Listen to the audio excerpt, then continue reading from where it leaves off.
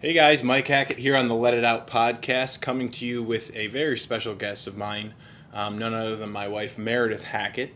And before you guys go thinking about, oh man, we're just going to listen to a husband and wife sit here and talk about whatever it is, husband and wives talk about. Meredith has a very lengthy resume when it comes to not only running but fitness in general, and has a very strong passion for exercise itself. She is the run concierge at the Weston Book Cadillac, which is, you could essentially explain what the run concierge is. You want to do that? Yeah. So the run concierge position is just a small part of my job. I'm an event manager full-time there. But what we do with the run concierge program at the Weston in downtown Detroit is about April through October, guests who are staying with us overnight can sign up to run with a run concierge. So we do Tuesday and Thursday mornings at 6:30 a.m. And we go typically 3 miles to 5 miles on the Riverwalk, and we're kind of that resource for the guests to show them a good running route from the hotel. And we talk about the city, give restaurant recommendations, all sorts of conversation during those runs. And whenever I talk to somebody about, tell them about the Run Concierge, I kind of explain it as almost like a running tour of Detroit, which I think is a really good way to know a city. You and I go on runs all the time when we're going on vacation or visiting somebody. It's just a nice way to really get a feel for, the lay of the land. Yeah, absolutely. And Weston, the brand itself, is really big on wellness and realizes that when people travel, their routines get thrown off. And that's exercise, that's eating, it's everything. So we want to give them back that control and give them a way to exercise. And if running is what they do, we can show them a nice place to run. And also I use it as an opportunity to talk about Detroit and what's going on downtown right now. There's a lot to talk about, and it's a great way to connect with the guests and promote loyalty with the Weston brand. Yeah, and especially Detroit, the way it's kind of coming around. In the last few years, you can kind of take them on those routes that kind of really spotlights those areas that are really kind of booming and up and coming. But when it comes to being the run concierge, I don't think they could have picked a better person, because you were so passionate about running. Even your name tag that at your work, it says your passion is running. And so I just want to kind of give the viewers, or in this case the listeners, just highlights of kind of your running background. You've been running since 2002, and I wouldn't say just you're just the typical runner. You're somewhere between the elite runner and someone who does it recreationally, I would say. You've run Boston, is it 8 times? 6 times. 6 times. I knew it was somewhere in there, and I should know that. But your PR there was a 3:14, which is phenomenal. Just to be able to run Boston alone, for people who don't know the marathon jargon, you have to be able to qualify for it based on your age group. And it's not an easy feat just to get in. Some people, spend decades trying to get into the Boston Marathon, which is very difficult. There have been many races that I've run with you that you usually you kill me on. You can run, you run a sub 40-minute 10K. You've done that multiple times. What pace per mile is that? 39 minutes plus is about a 6:25 pace. So you're running 6:25 for 6 miles, at least. If you're consistently splitting, yes. That's pretty crazy. And I've been witness to you doing that in 90-degree weather. I've seen you do it in different conditions, like cold weather, like it is right now. So it really doesn't matter. You're still able to do that. And there have been times where, many times you've not only run, but won 10Ks and 5Ks and half marathons and full marathons. I remember in that hilly, what was it? Canton, Ohio. Canton, Ohio. They had it for 2 years, but that was really tough competition in Canton, Ohio. The inaugural year.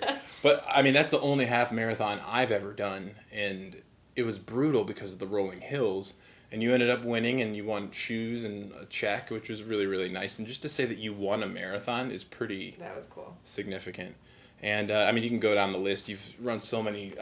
You've run so many races. You should see our trophy rack in the basement. It's filled with tons of medals galore from all the races that you've run. You can run a sub 20-minute 5K, which I think is almost more impressive, because that's a sub 6 mile, isn't it? I'm not sure the splits, honestly. I'm pretty sure it's 5:58 or something like that because, yeah, Well, but no, 3 times 6 is 18 minutes. But you've run so a 19-minute PR would be 6, just over 6. Okay, either way, that's still flying.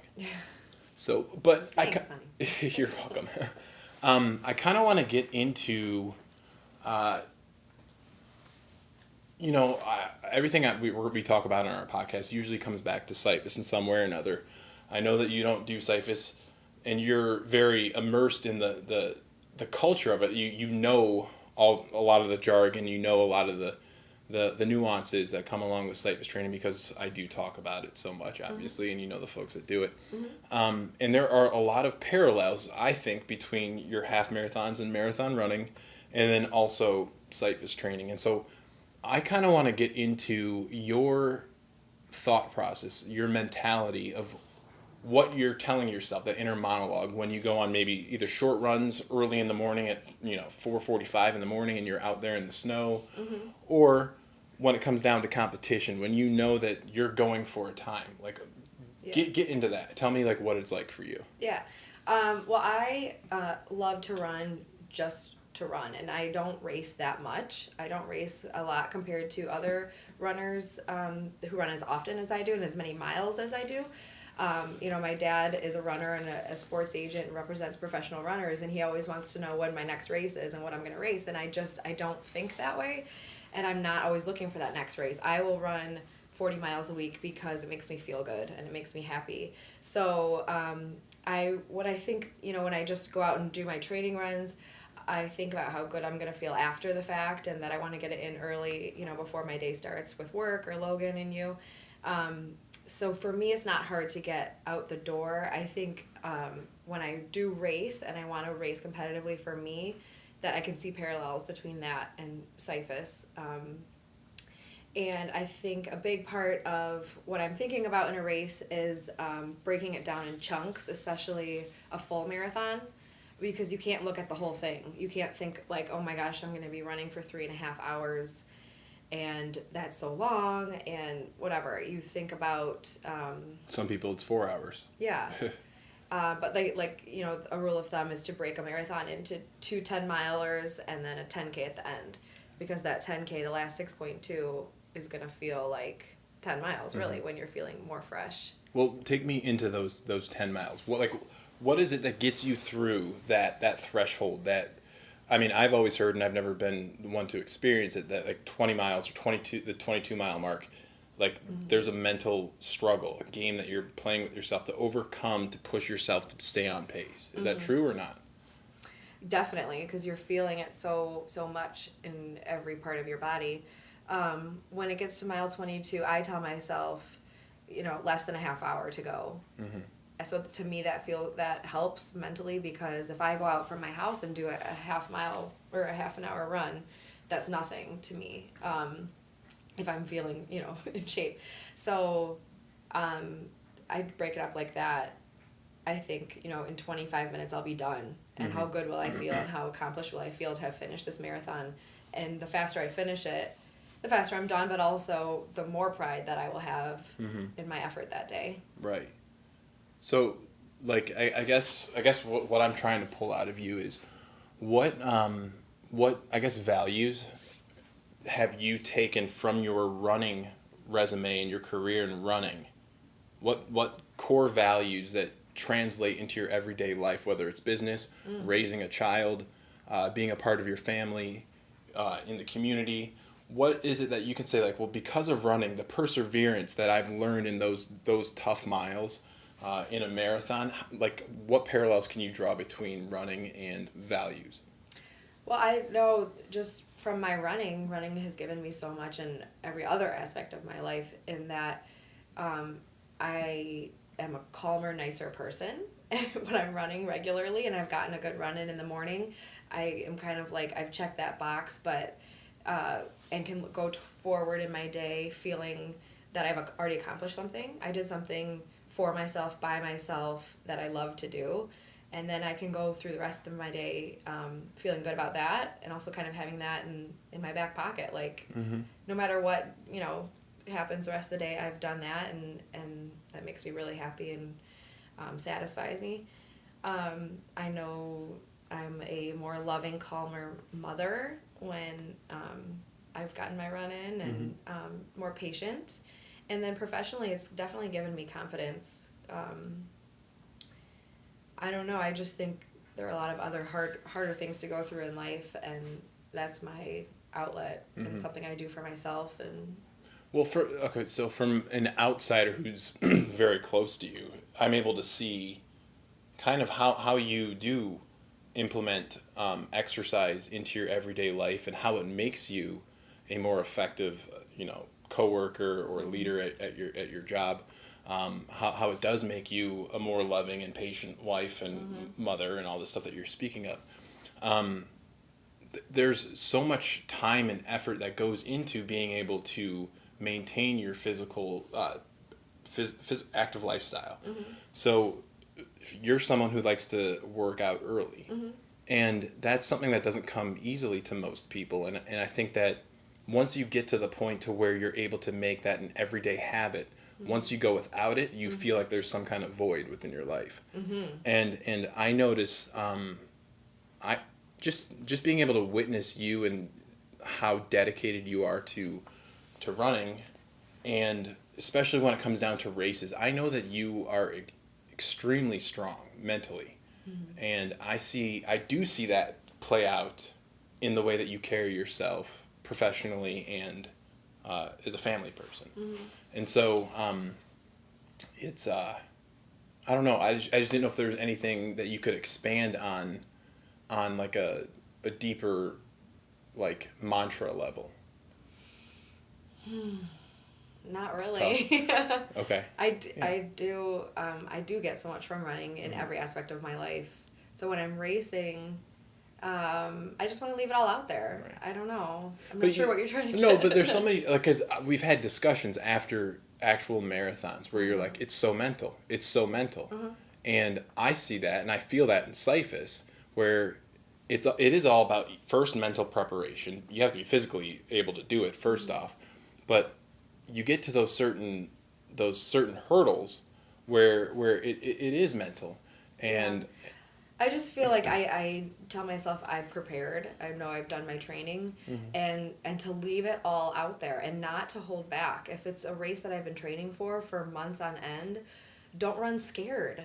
Don't run scared. Don't run scared. It's temporary. The pain is temporary. The effort and everything like that.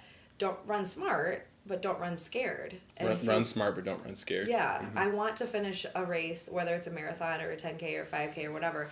I want to feel like I left it all out there. And if my body feels trashed and I can't run for another week, I don't care, because that doesn't matter. I've crossed the finish line, and I want to know that I gave it my all. And to me, the personal accomplishment after the fact and the pride that I feel after I finish is enough to push me, I think, to that next level. Yeah. That next level is something that not everybody can attain, I feel like. I feel that some people aren't aware that they have that next level because they haven't mentally pushed themselves to get to that physical state. Yeah, I think a lot of people are afraid to run out their door for 3 miles because they're afraid it's going to hurt. I talk to people all the time who, find out I'm a runner, and they tell me why they can't run. I haven't asked. I don't care if you run or not. I think exercise is important in some way, shape, or form in everyone's lives.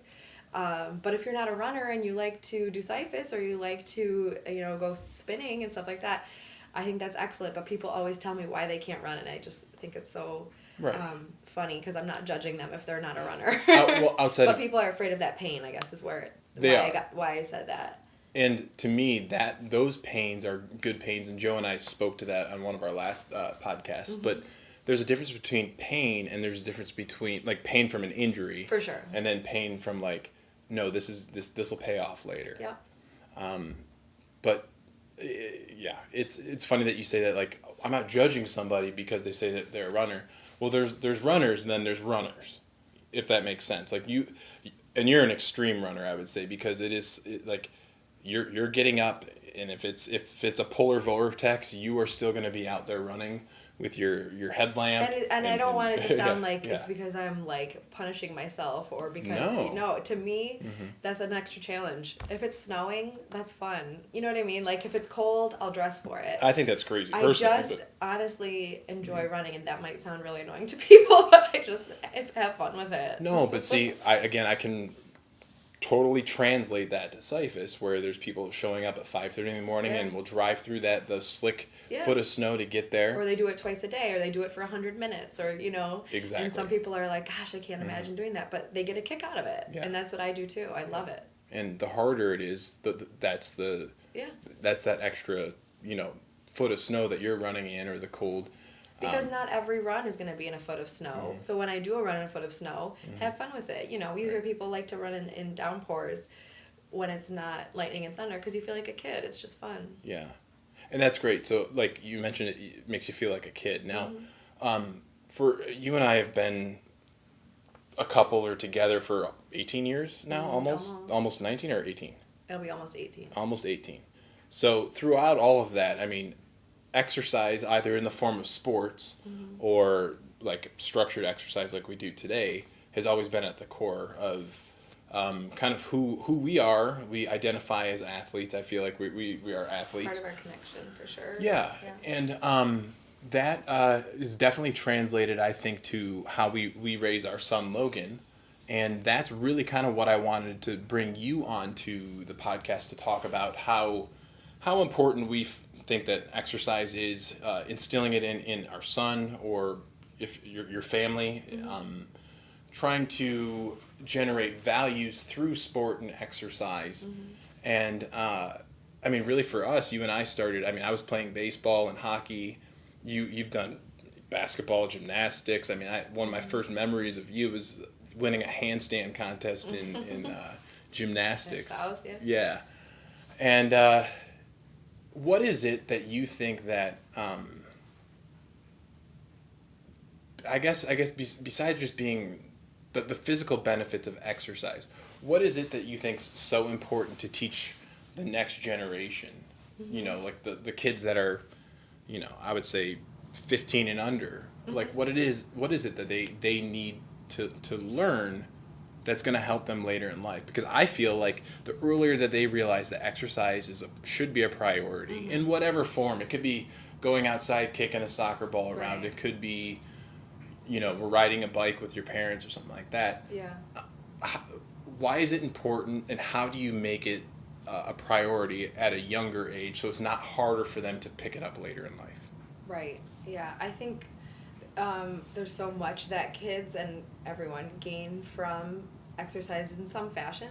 I think for us, for adults, people always say stress relief, which is a great benefit to exercise is, sweating, getting those endorphins, forgetting about your problems or thinking them through as you're exercising, but just relieving stress by pushing yourself and exercising. And I think kids feel that too, and it's a release for them. I think it should be fun. Right. And especially with young kids. Can I interrupt you there? I think it should be fun at any age. And you have to find whatever modality of exercise that is for you. For me, it's Cyphus. Because if not, you're not going to do it. Exactly. You need to find what it is that speaks to you, that allows you to stay consistent. Right. And that's why, for me, I made Cyphus training a game, because the 50-year-old maybe doesn't have that basketball that they used to play when they were 18 years old. Well, now here's a sport that's kind of fooling you into exercising. Right. So taking that youthful love for whatever exercise or sport that you played in at a young age, what is it that you can do for lifelong? Right. If it's golf, if it's running, if it's kayaking, something like that, skiing. Yeah. That's important to teach your kids at a young age the athleticism or the biomechanics to be able to Yes, extend you don't have to be that. the best athlete in the school, but you have to know how to swim, it's good to know how to skate. If you know how to play golf, that can be helpful when you're an adult in the professional world. Absolutely. But I think most importantly for raising kids is to set an example. Because I know for our son, if we don't do it, if we're not showing him by example, he's going to be like, well, why should I do it? Exactly. So I think setting an example is really important in everything, of course, right? Well, that's true. Yeah. But I think setting an example, showing that you are going to exercise in some way that's important to you. You can do it together, or you can involve your child in other ways, but to set an example and show why it's important and that it's important to you to the point that you're going to do it too. That's perfectly said, because you don't want to be, the last thing you want to be is to be that parent that says, oh, you need to go outside and play, or do this because you have to do it, but I'm going to stay at home. That's the easy way. Yes. Of course, that would be easiest, and of course that sometimes that makes sense to do it that way if there are kids in the neighborhood and siblings and stuff, go out and do that. But to get involved and to do it with them, make it more fun for the whole family.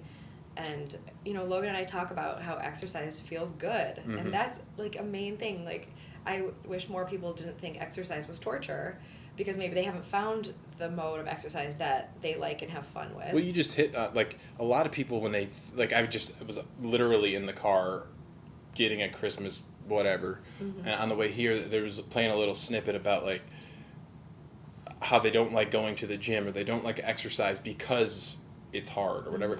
It's kind of like the stigma that like exercise is something that is torture or is punishing, and that's really what needs to be erased from the mentality of somebody who's either trying to get into exercise or trying to raise a kid that's trying to be physically active.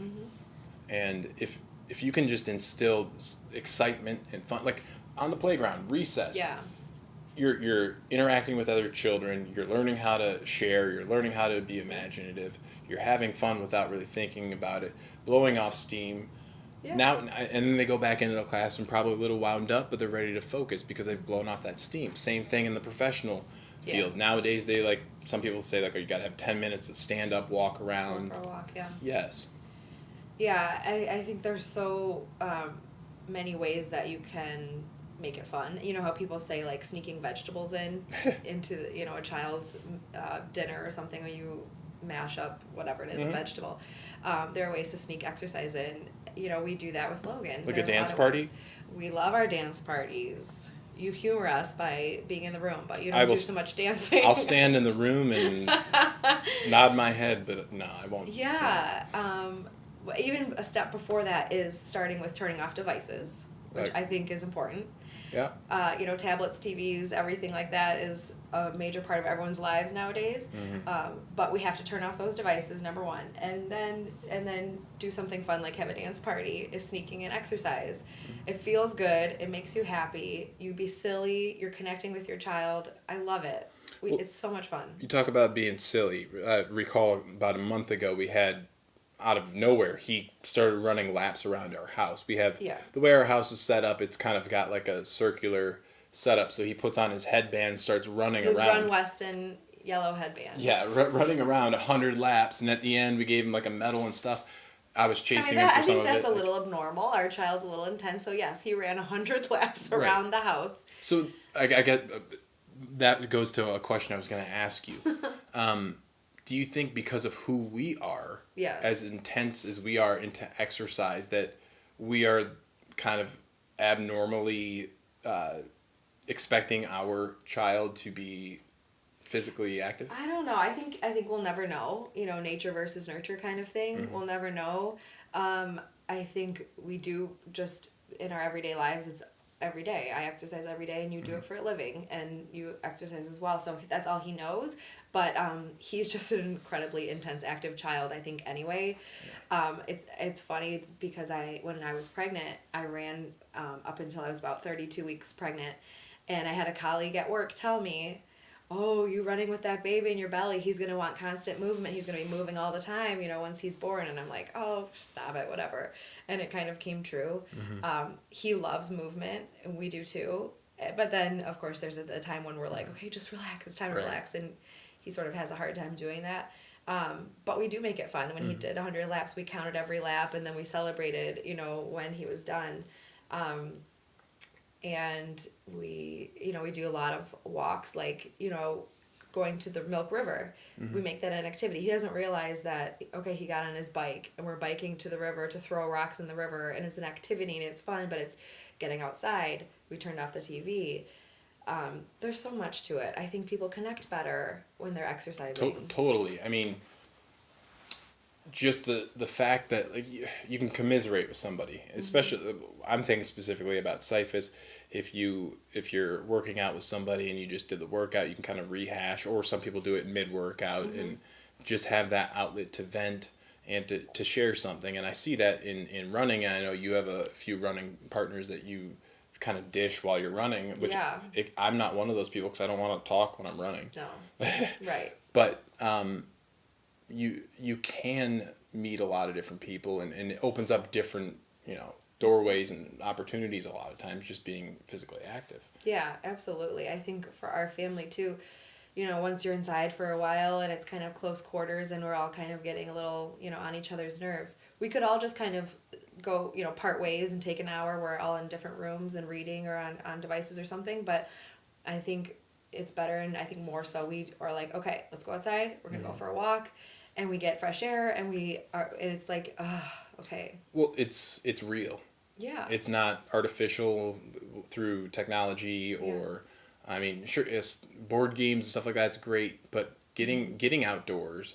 It just makes you feel good to move. I mean, it's so simple. It's that simple. Let's fast forward the clock a little bit.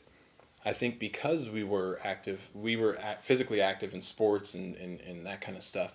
I think if you come up as a child and you're physically, active and do all sorts of things, you are probably more likely to be able to participate in those activities with your child when you're able to have kids and have children and show those values. So that's why I think it's also important that we teach our son how to be physically active, because that way someday he will have that still already instilled in him, so he can translate it to what will be our grandkids, which is crazy to say.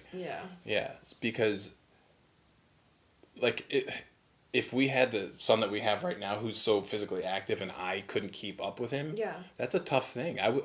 He would wear me out because he already does wear me out, Right, for sure. And sports like running and Cyphus that you can do your whole life will keep you involved like that.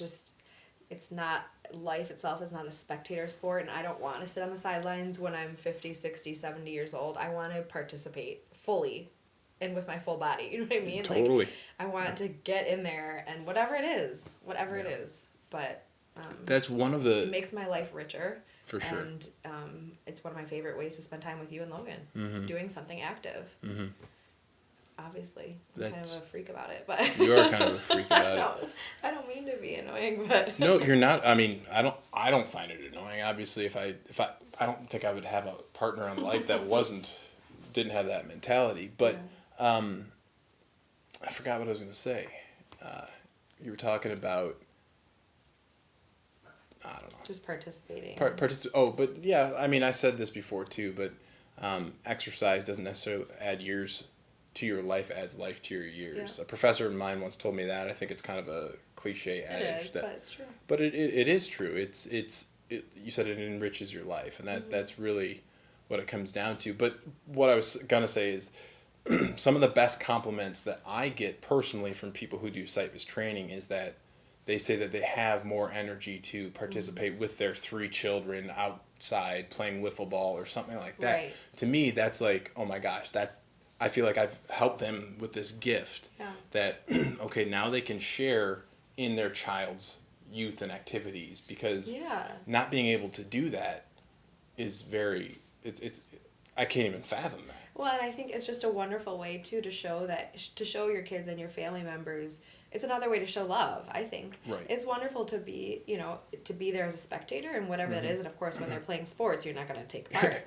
But to say, hey, you love soccer, I watch your soccer games, but let's go out and let's kick the ball together, or whatever it is, and to show, like, I want to do it with you, my child, or whatever, whoever it is, to participate to that level is just a wonderful way to connect and to show that you care about that person. And I think involving kids in your own separate way of exercising. Cyphus, for example, I know you have kids that come to Cyphus and watch their parents work out. Like, isn't that so inspiring? Yeah. You don't, once you're older, or when you're a kid, you don't see your parents as athletes. They go to work and then, whatever. But to watch them in their sport. Right. That's so now cool. that they have a sport because of that.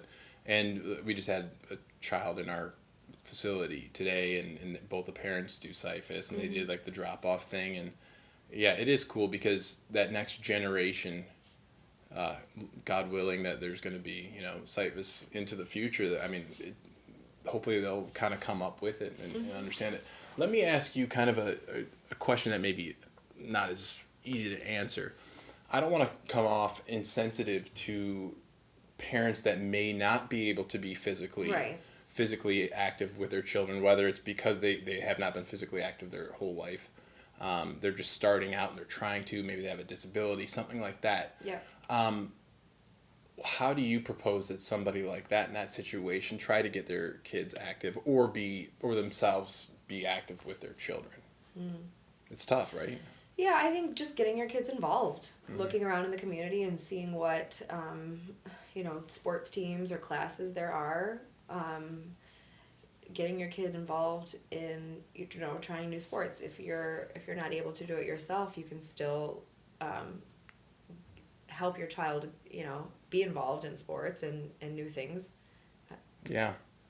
Just any type of enrollment in something at a young age is important because it just like learning a language, it'll come easier if they learn the techniques of whatever the sport or whatever it is at an early age. They're going to have a easier time adapting. Yeah, and exposing them to different sports, whether you watch, like going to Civic Arena and watching two hockey teams play. You don't know anyone who's playing, but you can still say this is hockey and this is what's happening, and if they have an interest in it and going further with that. Well, even if we are watching TV, a lot of times we'll flip to like So You Think You Can Dance and kind of like be in awe of the way that people are able to move their bodies and how not articulate, it's not the word, but how graceful and how on point and just mystifying it is to actually see somebody move that way.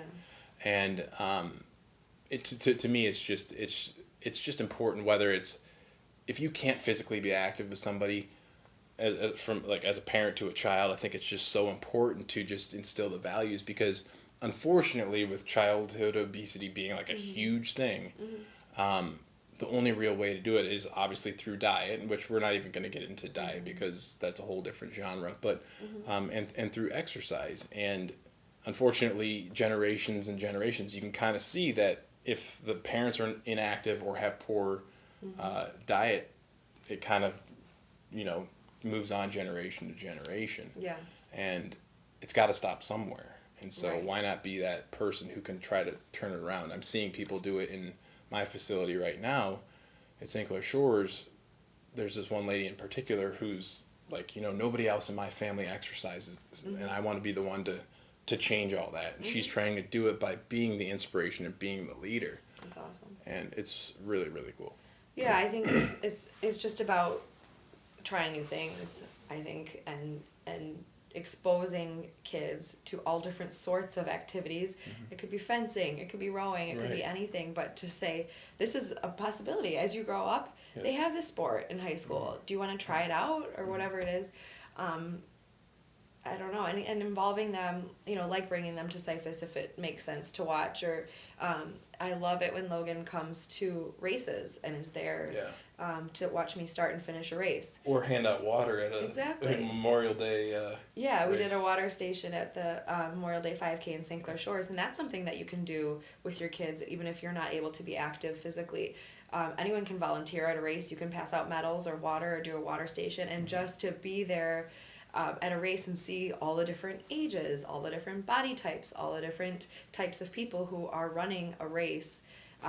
It's really inspiring, and just to promote that whole sort of lifestyle of being active. So I think one of the takeaways, if not the takeaway, is to find what it is that you or your child enjoys doing. Give them the whole gamut. Let them experience everything. And then once they find those things that they really seem to gravitate to, explore that more. Like for us, we've tried soccer with Logan. He didn't really seem to like that. It was not a good thing. No. It was a disaster. But he was at every single soccer game. You sign up for it, you go. Yeah, exactly. And we told him after the season, you don't ever have to do this again. And maybe he'll come back to it, maybe not. Things like swimming, I think that's a very important lifelong skill. So I'm not allowing him to opt out of it. Luckily, he enjoys it. Yeah, right. You need to know how to swim.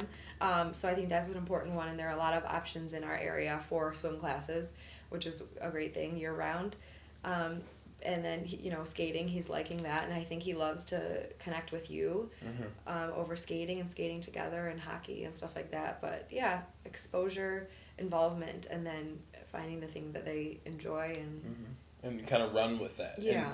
And to boost their confidence in achievements, whether they're small or large. Yes. Say, positive reinforcement, great job. You were able to skate the length of the rink today. Or if they eventually go on to playing games, good job.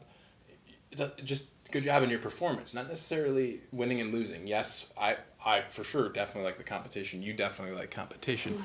But I think it's also very, very important to teach your little ones positive... just to make the whole experience positive. But the whole experience positive, but also sportsmanship too, because not to be too sifey, but form first, competition second. Yes. It's more important that you're doing the workout, you're doing the exercise than it is to winning the competition that you're in. And being part of a team and yeah, I mean, those are great skills that will be lifelong. You won't be an athlete, but you'll be part of a team, at work or in your family, and what that means to be part of a team. That's great. I mean, that's a great point too, because I'm just thinking okay, Logan, if I'm giving him these packages of, you want to be competitive, yes, but you want to take pride in what you do. You want to, kind of set a schedule, make sure that you hold yourself to it. There's all these things that go into it. You're going to learn perseverance. You're going to learn that not everything's going to be easy. Life's going to give you some defeats and some hurdles that are going to be along your way. But through sports and through exercise, you can learn a way through that. And you're going to have stress relief from it. You're going to get to know family and friends and all this stuff. And what better gift can you give your child than that experience? For sure. Definitely. There's a lot to that. And I think people who do CIFAS and people who run and do other forms of exercise, that personal feeling of accomplishment that can come every single time you work out. That's every time you finish a workout on the turf or you finish up that hour, you did something for yourself that is really good. Mind, body, spirit, everything. And I find that with every single kind of exercise, really. For sure. Just the contentedness, if that's even a version of the word. Yeah. Just you feel good about what you've done in that day, and like you said, you can check it off the list. But for me, I'll get crabby if I don't work out after 48 hours or something like that. And I think that in order for it to be such a important part of your life, you kind of need to get to that part where all right, I feel like I missed my breakfast because I didn't work out today. Definitely. Yeah, definitely. And it goes back to setting an example, Setting an example and seeing the example at a young age. I feel like we were kind of put in a good space, at least for me particularly, seeing my father, who was a professional athlete and was very involved in sports. Yeah. I had a good role model in that aspect to emulate what he did. So a lot of us, I mean, you could get into some people who don't grow up in certain socioeconomic statuses that are unable to kind of have that role model to follow. But that's why I think it's so important that people like us set those values early on. Yeah, right, definitely. And just, getting out and running or, riding your bike or something like that doesn't cost money. Right. Obviously you need to buy a bike. Right. But all you need is your body, exactly. To do something. Yeah. You can play duck, duck, goose. That's exercise. Yeah, moving your body, and it just permeates to all aspects of your life, including sleep, and That's it true. just goes on and on. So, obviously, I think it's incredibly important, and getting that family involvement makes it even better. I do run first thing in the morning because I'm a morning person, one, but two, I want to get it in before Logan wakes up mostly. But there are a lot of times that he'll wake up and I'm finishing my run and he knows it's important to me and that I'll be home soon, you know, and he knows that, you know, if I'm doing yoga because he opened the gym and he wakes up early that morning, you can come be by me, but I'm finishing my yoga routine. And you guys will do it together. Okay. Yeah, sometimes he'll do it with me, and that's okay to say, I'm almost done, but I'm going to finish up this, you know, yoga class that I'm doing, and then he can see that it's a priority, you know. So that's one important part that you brought up that I know we're getting short on time here, but something that I wanted to bring up is the balancing act of two active parents with children. You and I go about it a certain way where, okay, we know when your run's going to be. I know when I'm going to be able to get to Cyphus if I'm not working that day. Can you speak to that as to how you budget your time with your significant other? Because I feel like it is such a two-way street that if it's both important in both of your lives, you're going to find a way to fit it into your schedule no matter how hectic it is. Definitely, yeah, and because we're both on the same page about that, but there's never any sort of animosity that comes up like, oh, you're going to miss that, whatever it is. Because, I mean, we don't miss things for exercise, but we're sure to get it in. Yeah, and sometimes it can feel like, you know, ships passing in the night, and, you know, then it's 3 hours that you and I haven't seen each other, although one of us is with Logan. Yeah, but you probably wouldn't want to be around me if I haven't exercised in 3 days. Right, So. And vice versa. So for us, we're totally on the same page. We're lucky that way. I'm sure not all couples have it like that. I think it is important then to figure out a way to get it in before the family activities get going. And there are times that you and I will miss our, you know, workout that day, and that's okay. It is okay. And that's important too, to show like we're not so, you know, consumed by having to exercise that everything else takes a back seat, because that's not true.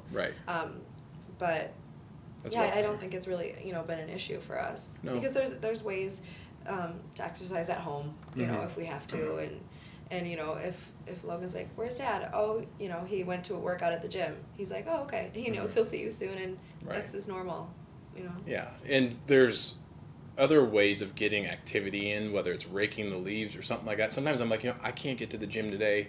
I'm not going to run today, but I'm going to do some kind of chore. And be like, I'm still being physically active. Or we'll go skating together, or we'll go for a long walk and Logan will ride his bike, so that it comes full circle to that family activity, getting outside and doing something, moving your bodies together. It's funny too how, like, if for me personally, I'm getting stressed out, or I got a lot of work, or just getting kind of grumpy, you'll be like, go work out. Yes, go please. work out. Yeah, please go work out. And then you're right. I'll come back. Usually after that, I'm on my little Cyphus high, and I'm feeling good, and vice versa for you. I totally get it. Yeah, absolutely. Everyone feels better after doing that, or we do at least. You know, and there have been times where I have, you know, years ago, gosh, if I ever get hurt and I can't run, I don't know what I'll do. You know, I'll just be such a grouch, or. But there have been times that I, for whatever reason, I haven't been able to run for an extended period of time, and I've survived. You know, it's okay. And there are other forms of exercise that, you know, for the time being can be just as satisfying and, you know, provide a good break from maybe that. It's true your that number one strenuous. I think that there's something to that too, that knowing that you've done it before. So like, let's say you've gotten in shape to a certain point and you did happen to have to take a break, or you did take a break. You know you can get back to where you were before. Definitely. It's not impossible because you've done it before. Oh, yeah. And if for whatever reason that extended time off, whether it was an injury or some sort of family obligation, there had to be a good reason for the time off. So I just think it's a waste of time to get too down about it. Because you can let that mess with your head, for sure. You can, but I think priorities have to shift sometimes, and that's okay. Again, and usually that's, a lot of times it's for family or for yourself or whatever it is. Right. To, you know, to better yourself for that. And while exercise should be a priority, you know, whatever it is that's coming along with it, whether it's family or sometimes in some cases it's work. You do have to put work as a priority and put your exercise on hold briefly, but know that you're going to come back to it, and it's not going to be a permanent disregard. It's like that little treat that will be waiting for you, and, you know, maybe it'll make it that much sweeter the next time you get to. Yeah. No, it's all good. Sometimes things ebb and flow, and, you know, especially if it's family, it makes sense. For sure. Now, I noticed you had a couple notes and stuff written. Is there anything that like you wanted to add to the conversation before we wrap up? Is there anything that you would say to someone listening that would be a good takeaway? No, there's really nothing that I didn't say that I wanted to. Well, that's good. Then we're on the point. So, yeah. Well, thanks for indulging me on this version of the podcast, and Yeah. hopefully we'll have some people kind of tuning in. I'm sure you kind of related to a lot of different people that would either do Cyphus or just listen to the podcast, and hopefully they kind of walk away, taking some of that knowledge and hopefully imparting it into their lifestyle and hopefully their kids' lifestyle. So thanks for being a part of it. Yeah, you're welcome. It was fun. All right, guys. Next time we'll be on a podcast with Joe Militello. We actually have something kind of new and exciting planned for this version. So be sure you guys tune into that. And thanks again for listening to the Let It Out podcast. Bye.